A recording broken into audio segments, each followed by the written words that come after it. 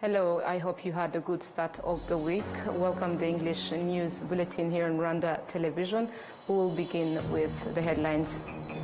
The use of technology and modern equipment in the mining of wolframite ore at the Nyabikingo mines in the Rwanda district has led Rwanda to rank 6th globally among countries exporting this type of ore. Survivors of the genocide against the Tutsi in Hue district consider the capture of Brigadier General Gakwerere Jean-Baptiste to Rwanda a significant step towards justice. On the international scene, as countries face increasing risks of climate-related disasters in the Horn of Africa, a trade bloc has partnered with humanitarian organizations to develop a disaster preparedness program.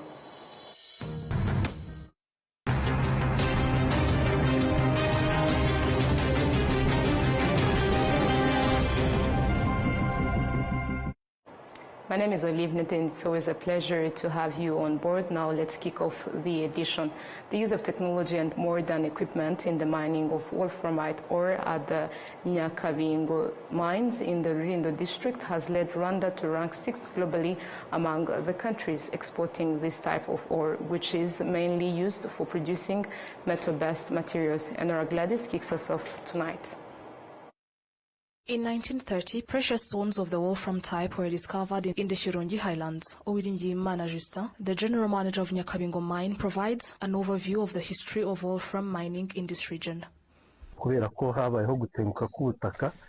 Because there were landslides due to the nature of the hills in this place, people were here, especially during the colonial period, saw the fino and wolfram. So mining started with hand-picking wolfram, putting it together and selling it. At that time, it started generating between 10 to 15 tons. The development of wolframite mining at the Nyakabingo site has been driven by the use of technology and the addition of modern equipment that has supplemented traditional mining practices. Trinity has made significant investments in the equipment we use, but it has also heavily invested in safety.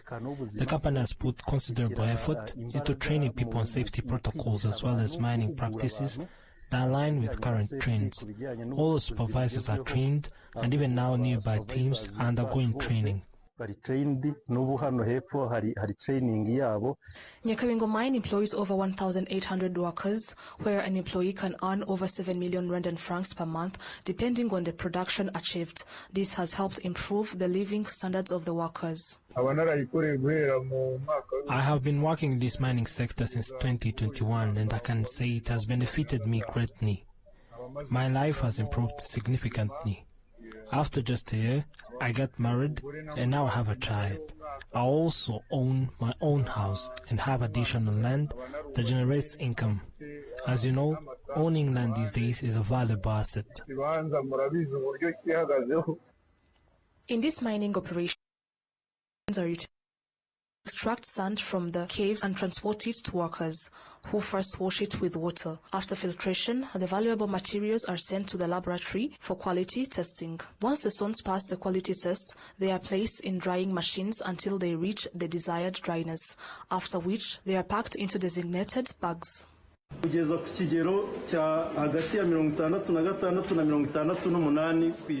66 and 68% of what we produce is called tungsten oxide.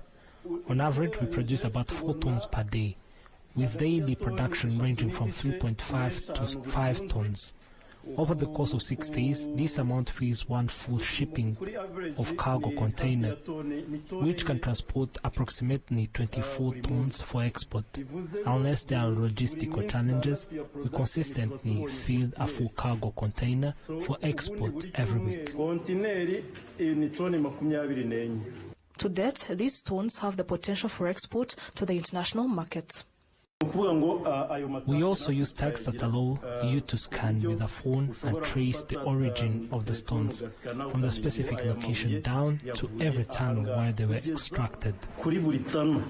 Currently, Nyakabingo mine is the first mine in Africa to extract wolframite ore. In 2024, Rwanda was ranked among the top 6 countries exporting wolframite globally. Of the 1,200 tons exported last year, 1,107 tons were extracted exclusively from Nyakabingo mines. As of now, the wolframite reserves at Nyakabingo are expected to last for about 40 more years. Enora Gladys, RwandaTV News. Thank you, Enora, for the detailed report. Now, moving ahead, survivors of the 1994 genocide against the Tutsi in Huye district consider the capture of Brigadier General Gakwerere Jean-Baptiste a significant step toward justice. They assert that Gakwerere played a major role in orchestrating the genocide in the former Butare prefecture, including his alleged involvement in the murder of Queen Rosalia Gicanda. Adam Squizera has more on this. Brigadier General Gakwerere Jean-Baptiste was born and raised in the former Nyakirambi cell, Shirongi commune, in the Kigali province before joining the former Rwandan Armed Forces FAL.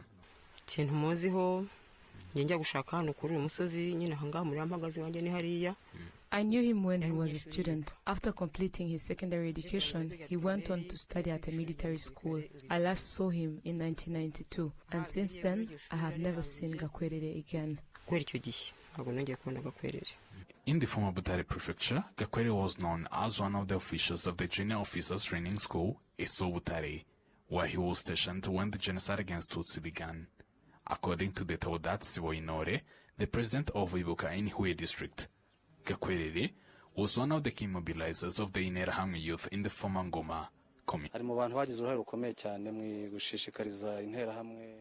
He played a significant role in mobilizing the Interahamwe militia in the former Ngoma commune, particularly because the military college was located in the area. Given his position, he had considerable influence, as he was in charge of the most roadblocks. He also held a key role at the ISO and had extensive knowledge about the genocide. Gakwerere also implicated among the soldiers sent by Captain Nizeyimana Ildefonse to the palace of Queen Rosalie Gicanda on April 20th, 1994, where she was subsequently killed. The Minister of National Unity and Civic Engagement, Dr. Bizimana Jean Damascene, further elaborates on Gakwerere's role. On April 20th, 1994, Queen Rosalie Gicanda was killed under the command of the Captain Ildefonse Nizeyimana, who was stationed at the ISO military school. The trial identified several perpetrators, including Lieutenant Bizimana, Lieutenant Gakwerere, Corporal Alois Mazimaka, and Dr. Martin Kaderuka. The president of Ibuka in Huye, Taudat Siwoinore, considered the capture of Brigadier General Gakwerere Jean-Baptiste as a significant step toward justice. I would say that despite the challenging legal procedures, this case reaffirms that genocide is a crime with no statute of limitations. It also demonstrates that the government of Rwanda will follow up genocide perpetrators wherever they are. As Ibuka, we see this as a crucial step toward ending impunity. Brigadier General Gakwerere Jean-Baptiste, a senior member of the DR Congo-based FDLR genocidal militia, was among 13 militia fighters handed over to Rwandan authorities on Saturday. Adam Squizera, RwandaTV News. Health matters. Health professionals on the African continent have highlighted the need for the continent to work together to prevent diseases, including non-communicable diseases, to reduce the cost of healthcare. This was highlighted at the Africa Health Agenda International Conference currently taking place in Rwanda. We have more details on this. More people are dying currently. Minister of Health Dr. Sabin Nsanzimana says that one of the challenges facing Africa that was not present 15 years ago is the increase of non-communicable diseases, and therefore efforts must be focused on helping the population learn how to prevent them, both communicable and non-communicable. And the best way to deal with non-communicable diseases is what we did last night. It's changing our lifestyle, educating our communities that we've been telling them, clean your grounds, mosquitoes are going to grow. Don't let water stagnating next to your house because mosquitoes are going to affect you. We are going to change also to tell them, look, don't drink too much alcohol. Salt is not the friend of your heart. Sugar is not the friend of your pancreas. You need to walk 10,000 steps a day. You need to take care of your health. You need to do checkups every day. These are the things we never told our communities enough, but we have to. And you have to do both as we tell them. Malaria is there, HIV is there, TB is still there, but heart diseases start progressively until we get in a situation where they don't even know, and they think it's something someone has brought to the community. This is how we've seen diseases that were never been told to our communities, like cancer, cardiovascular diseases, stroke, heart attacks. These are happening now because we're seeing people living longer, but also lifestyle has changed. The type of food people are eating have changed. So these are the second point I want to stress that we also think about this week as we redesign the health agenda for Africa moving forward. For the third time, Rwanda is hosting a gather of Africa professionals from across Africa to explore strategies for strengthening the continent's health systems. The meeting takes place amid the recent US aid cuts to health programs in some African countries. Participants underscore the need for African nations to secure sustainable domestic funding to enhance their healthcare sectors. Currently,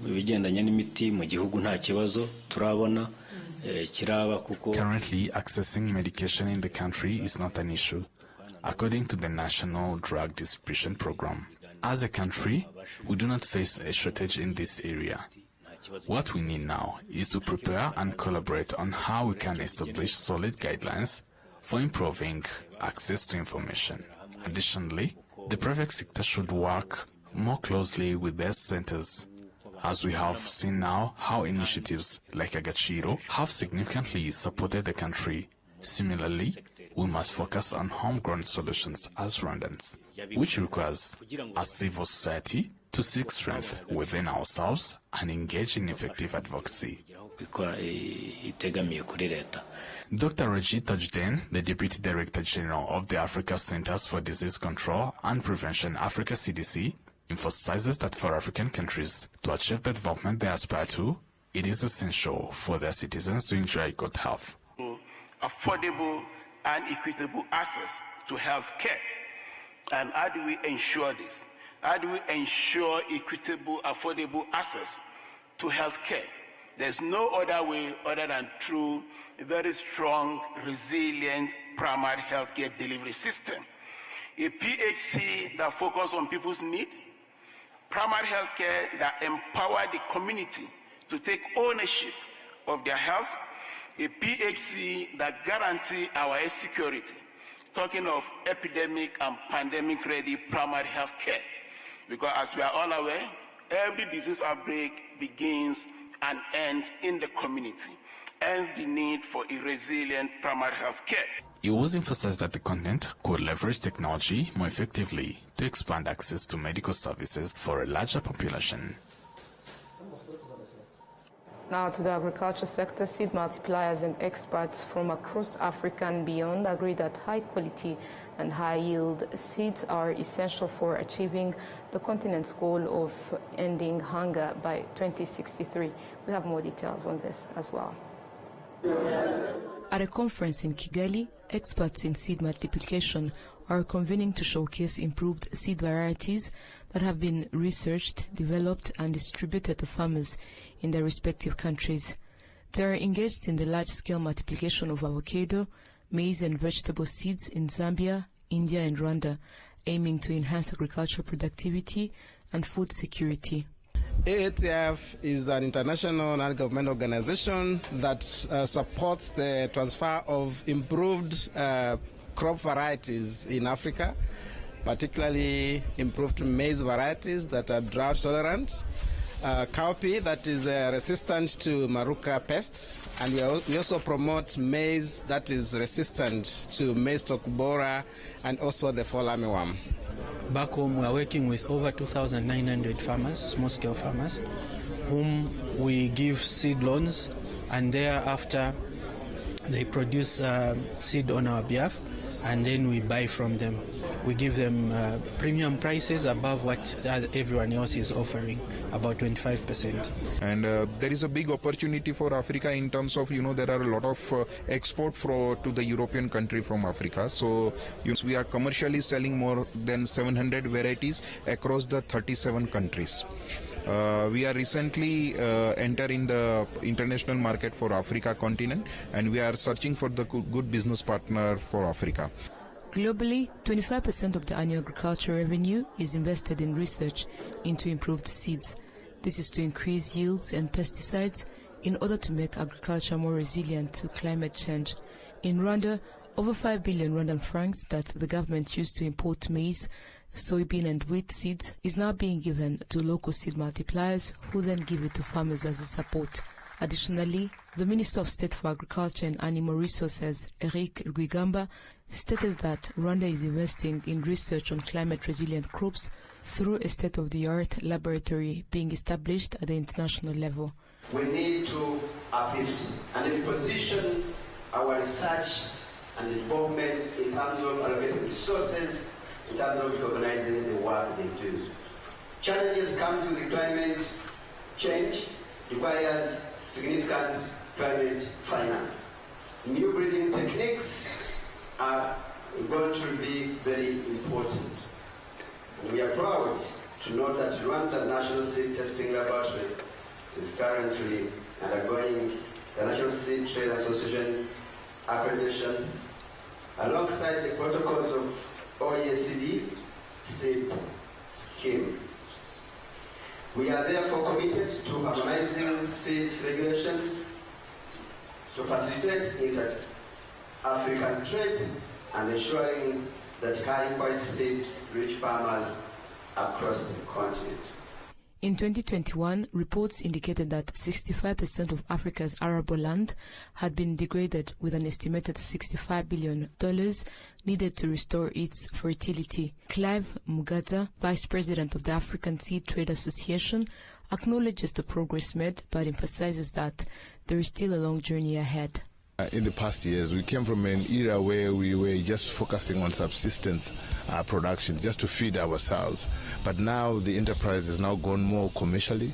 The challenge that we have now is how do we fortify seed production in African markets, not just to rely on imports, but to make sure that all our markets and all our member countries are all self-sufficient. By 2050, 1 in 5 people worldwide will be from Africa. However, over 60% of the continent's land remains unproductive. During the 3-day conference, which gathered more than 300 participants, seed multiplication experts were urged to foster public-private partnerships to maximize the utilization of Africa's arable land and enhance agricultural productivity. Now back to the health sector. The University of Rwanda, together with various partners, has launched trainings related to clinical research on drug and vaccine development in Africa. This training is aimed at doctors and healthcare workers, addressing the gap identified in the research conducted by the Rwanda Biomedical Center. Enora Gladys has more on this. Participants in this 2-week training highlighted that they expect it to equip them with knowledge that they will pass on to others and help fill the evident gaps in the healthcare sectors where they work. One of the survey or case investment assessment which was conducted last year is on human resource capabilities. Of course, the Ministry of Health has tried to build human resource, but in healthcare in general, healthcare delivery. But now, as with the vision of the country of promoting research and development, we really want to bring in the concept to upgrade medical research capabilities in terms of human resource and infrastructure. So one of the gaps that we have is on human resource capabilities, where doctors, nurses, and everyone who are concerned to support in that vision, they had lower skills to conduct clinical trials. So we expect this program to train. Here we have a pool of doctors, nurses, biomedical scientists, statisticians, and others who are part in achieving that goal. A research conducted by the Rwanda Biomedical Center revealed that healthcare workers in Rwanda lack the knowledge necessary to help their country and region establish pharmaceutical and vaccine industries. Dr. Musanabaganwa Clarisse, a researcher at RBC, assures that this training will help address some of the issues identified in the research. So this training, which is also a training of trainers, will enable us to understand the fundamentals of clinical trials. And from there, we will go to help others in health facilities, other health providers that we work together to improve the way we used to do research, especially in clinical trials. And specifically for the HIV disease, it will help us to understand and customize what we do, especially the data that we have, to customize them to our country. Professor Eleni Aklilu, a professor at the Department of Medicine at Karolinska Institute in Sweden, points out that this is the beginning of a large partnership project aimed at filling the gap in drug and vaccine development on the African continent. Yes, as I said, there are so many diseases that needs to be addressed. And Africa is lagging behind in terms of capacity for drug development and vaccine development. And this is a beginning of human capacity development that we are targeting in this training. So this is a beginning, but we are going to continue this training, and for the next 4 years with the funding from the EU and the MAF Plus project, that we are going to generate a cohort of trained experts in Rwanda who can conduct and host their own clinical trial. And at the same time, we have a master's in clinical trial that is established in University of Rwanda. We are going to train of the trainers in University of Rwanda. So this is going to be teaching students that are coming postgraduate and undergraduate students in terms of clinical research capacity. This training, organized by the University of Rwanda in collaboration with Karolinska Institute from Sweden, Rwanda Biomedical Center, Rwanda FDA, and CDT Africa from Ethiopia, is also expected to help Rwanda in its journey to become a healthcare hub for the region and the African continent. Thank you, Enora. Still on the health sector, Rwanda has signed an MOU with the Africa Clinical Research Network, a collaborative initiative focused on advancing research in the treatment of infectious and emerging diseases. Through this partnership, the network's members will pool their expertise and resources to accelerate the development of effective therapies, aiming to discover drugs that can prevent or cure these diseases in a timely manner. This agreement emphasizes Rwanda's commitment to addressing health challenges in Africa through collaborative research and innovation. RBC, a key component to the success of building a life sciences industry on the continent will be partnerships with governments, and we greatly appreciate the support that we have received from governments such as the government of Rwanda, and look to work closely with the government as we build our network and support clinical research and trials in Rwanda. Dr. Ivan Mutera emphasized that this research collaboration will not only prioritize the health of Africans, but will also contribute to the economic development of the participating countries. Over the 4-year duration of the project, the team plans to partner with renowned institutions such as BNT, aiming to enhance their capacity and compete on an international level with other leading research organizations.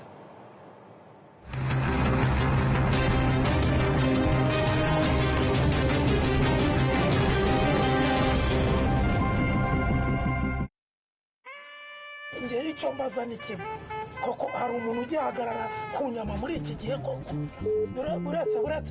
uretse nitaba umukiriya kiriya biteze ariko tayo aho kusoreza imyenda wibereye kuri telefone kweli ariko ni kuwa mbere nawe wagwa wambo uracyari wose icyo nakubwiraga wa muntu niko ye umuntu w'umugabo ku bukwe bwe akambara kositimu itukura iciye n'amaboko noneho none se uyisuza si wombwiye ngo ngwe muse ntabwo ari ibi navugaga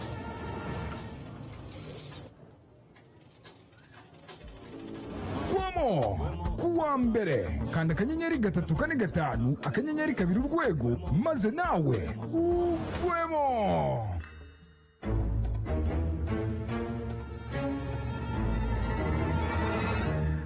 kuisondeka.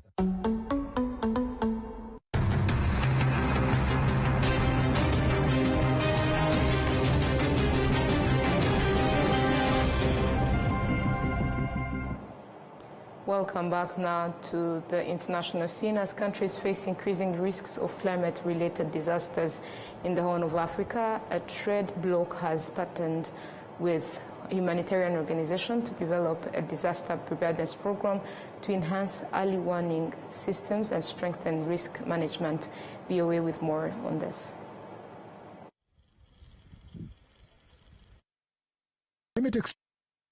A familiar pattern across the world.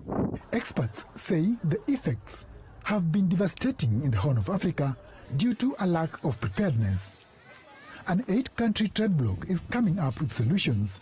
The Intergovernmental Authority on Development, or IGAD, has developed an anticipatory action plan to help the region's member states minimize losses caused by climate disasters. We are trying to provide a guidance as IGAD, as a regional body, to help countries and the region transition towards anticipation, which is also in par with the climate crisis narrative, the development narrative, but also, most importantly, on how to address the humanitarian needs and the humanitarian crisis that seems to be perennial in the IGAD region. The IGAD Anticipatory Action Plan provides member countries and other partners with a roadmap for putting in place necessary measures before disasters strike.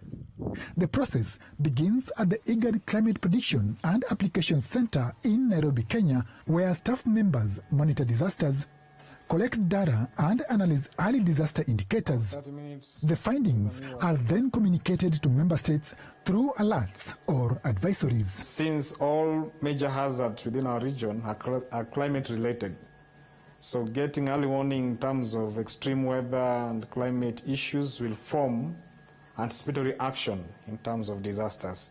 The anticipatory plan is being implemented in partnership with key humanitarian organizations with operations in the region, including the World Food Programme Eastern Africa and the UN Food and Agricultural Organization, or FAO.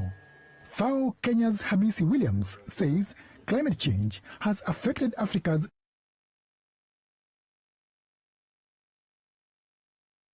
levels of trade, the entire system. And that means that it has overly reduced the ability of us to have nutritious food on the table.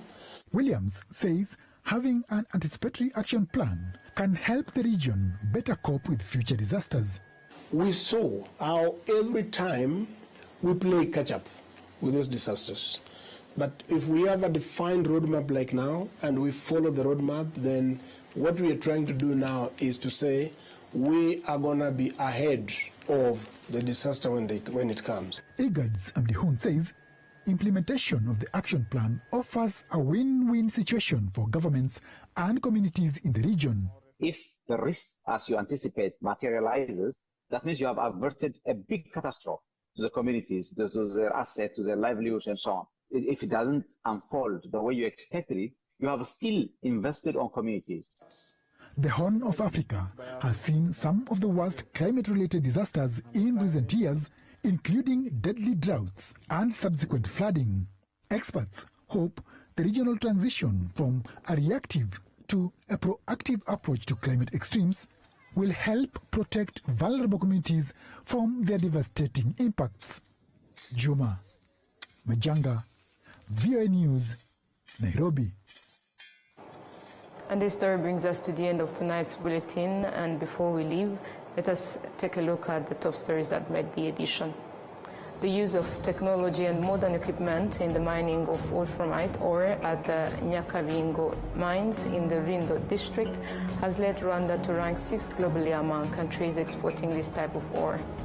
Survivors of the 1994 genocide against the Tutsi in Huye district consider the capture of Brigadier General Gakwerere Jean-Baptiste a significant step toward justice. On the international scene, we have seen how countries face increasing risk of climate-related disasters. In the Horn of Africa, a trade bloc has partnered with humanitarian organizations to develop a disaster preparedness program.